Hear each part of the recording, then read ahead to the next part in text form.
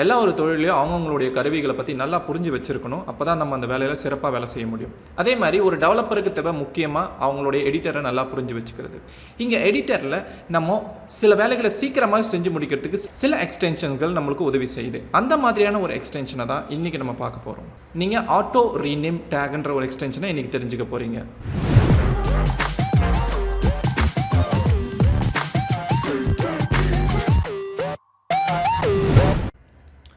இப்போ என்னுடைய VS code எடிட்டராக நான் இங்கே ஓப்பன் பண்ணி வச்சுருக்கிறேன். என்னுடைய VS கோட் எடிட்டரில் VS கோட் அப்படின்னு சொல்லிட்டு ஒரு ஃபோல்டர் ஓப்பன் பண்ணிவிட்டு அதுக்குள்ளே நான் இப்போ ஓப்பன் பண்ணி வச்சுருக்கேன்.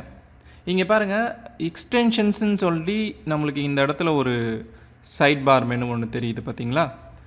அதுக்கு நீங்கள் Ctrl+Shift+X அப்படின்னு சொல்லிட்டு கூட கீயை ப்ரெஸ் பண்ணலாம்.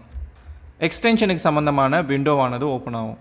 இதில் உங்களுக்கு பாப்புலர், ரெக்கமெண்டட் அப்படிங்கிறதெல்லாம் இந்த VS கோட் எக்ஸ்டென்ஷனில் பிரபலமான எக்ஸ்டென்ஷன் மற்றும் எந்தெந்த எக்ஸ்டென்ஷன் உங்களுக்கு தேவைப்படும்னு அது பரிந்துரை செய்கிற விஷயங்கள்.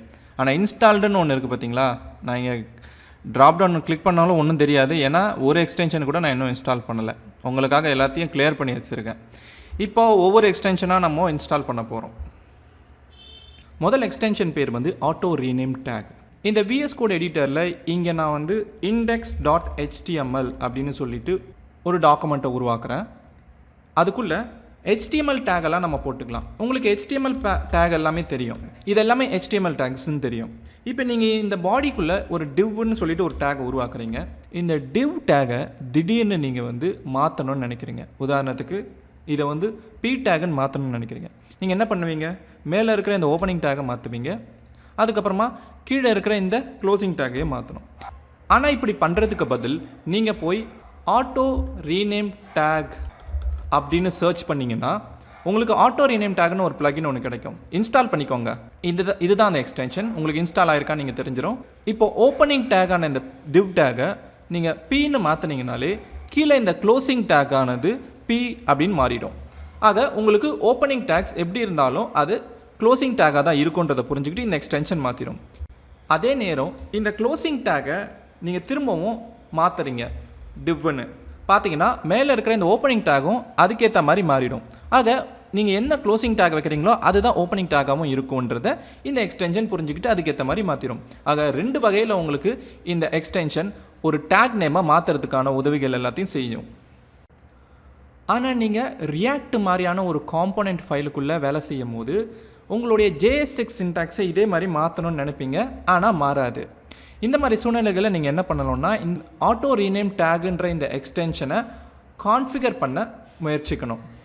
அந்த கான்ஃபிகரை எப்படி பண்ணலான்னா நீங்கள் ஃபைல் அப்படின்னு இந்த மெனுவை கிளிக் பண்ணுங்கள். ப்ரிஃபரன்சஸில் செட்டிங்ஸ்ன்னு உங்களுக்கு ஒரு மெனு இருக்கும், அல்லது இந்த ஷார்ட்கட்டை கூட நீங்கள் பயன்படுத்தி இந்த டேப்பை வரவழைக்கலாம். இதில் ஒர்க் ஸ்பேஸ் கிளிக் பண்ணிக்கோங்க.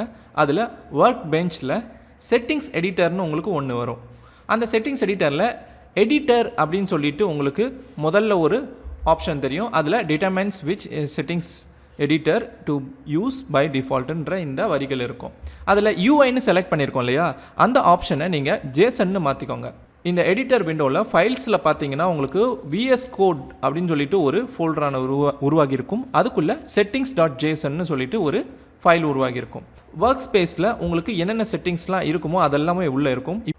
ஒர்க் ஸ்பேஸ்ன்னு நான் சொல்கிறது நீங்கள் வேலை செய்யக்கூடிய இந்த ஒரு ப்ராஜெக்ட் ஃபோல்டருக்குள்ளே மட்டும்தான். இந்த கான்ஃபிகரேஷன் நீங்கள் வேலை செய்கிற வேறு ஒரு ஃபோல்டர்லேயும் வேலை செய்யணும்னு நினச்சிடாதீங்க. நான் ஒரு புது என்ட்ரியை கொடுக்கலாம். Auto rename take activation on language இந்த மாதிரியான ஒரு நேம் கேஸோடு இருக்கணும். அதுக்கு வேல்யூவாக நீங்கள் கொடுக்கக்கூடியது அரே டேட்டா. அதில் நீங்கள் எந்தெந்த ஃபைல் எக்ஸ்டென்ஷன்ஸுக்கெல்லாம் இந்த ஆட்டோ ரீநேம் டேக் எக்ஸ்டென்ஷன் வேலை செய்யணும் அப்படிங்கிறத கொடுப்பீங்க. இங்கே ஏற்கனவே HTML மற்றும் XML ஆனது கொடுக்கப்பட்டிருந்துச்சு. இப்போ நான் புதுசாக PHP மற்றும் JavaScriptன்ற இந்த 2 லாங்குவேஜை கொடுத்துருக்கேன். இப்போ போயிட்டு இதை சேவ் பண்ணிவிட்டு நீங்கள் போய் உங்களுடைய ரியாக்ட் அல்லது JavaScript எந்த ஒரு இடத்துலையும் நீங்கள் JS6 சின்டாக்ஸை மாற்ற முடியும். இப்போ இந்த divவை நான் pன்னு மாற்றினேன்னா பார்த்தீங்கன்னா இங்கே p டேக்னு மாறி இருக்கும்.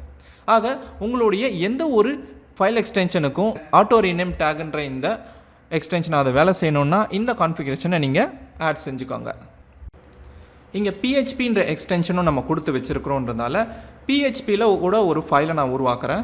இங்கே index.phpன்னு ஒரு ஃபைலை உருவாக்கிக்கிட்டு PHPக்கான சின்டாக்ஸை நான் இங்கே உள்ளே கொடுத்துக்கிறேன். இப்போ இதுக்குள்ளேயும் என்னால் HTML டேக்ஸை பயன்படுத்த முடியும். அதில் இந்த டைட்டில்ன்ற இந்த டேகை நான் வேறு டேகாகவும் மாற்றுறேன். பார்த்தீங்கன்னா நான் டைட்டிலுங்கிறத JVL கோடாகவும் இந்த PHPன்ற எக்ஸ்டென்ஷன் ஃபைலுக்குள்ளே மாற்ற முடியுது. ஆக இந்த எக்ஸ்டென்ஷன் PHP ஃபைலையும் சப்போர்ட் பண்ணுது. காரணம் இங்கே நம்ம அந்த எக்ஸ்டென்ஷனை ஆட் பண்ணியிருக்கோம். என்ன நண்பர்களே, இன்றைக்கி நம்ம வந்து ஒரு VS கோட் எக்ஸ்டென்ஷனை பற்றி தெரிஞ்சிருக்கோம். இதே மாதிரி நிறைய எக்ஸ்டென்ஷன்களை நம்ம அடிக்கடி பார்ப்போம். அதே மாதிரி உங்களுக்கு ஏதாவது ஒரு எக்ஸ்டென்ஷன் தேவைப்படுது அல்லது நீங்கள் ஒரு எக்ஸ்டென்ஷனை பற்றி கேள்விப்பட்டிருக்கீங்க, அதை பற்றி சொல்லுங்கள் அப்படின்னு நீங்கள் நினச்சிருந்தீங்கன்னா அதை நீங்கள் இந்த வீடியோக்கு கீழே கமெண்ட் பண்ணலாம். உங்களுக்கு அந்த எக்ஸ்டென்ஷனை பற்றின நல்ல ஒரு டிஸ்கிரிப்ஷனை நான் உங்களுக்கு செஞ்சு காமிப்பேன். நீங்கள் அதில் நிறைய விஷயங்களை தெரிஞ்சுக்க வாய்ப்பு இருக்குது. நன்றி. அடுத்த ஒரு வீடியோவில் சந்திப்போம்.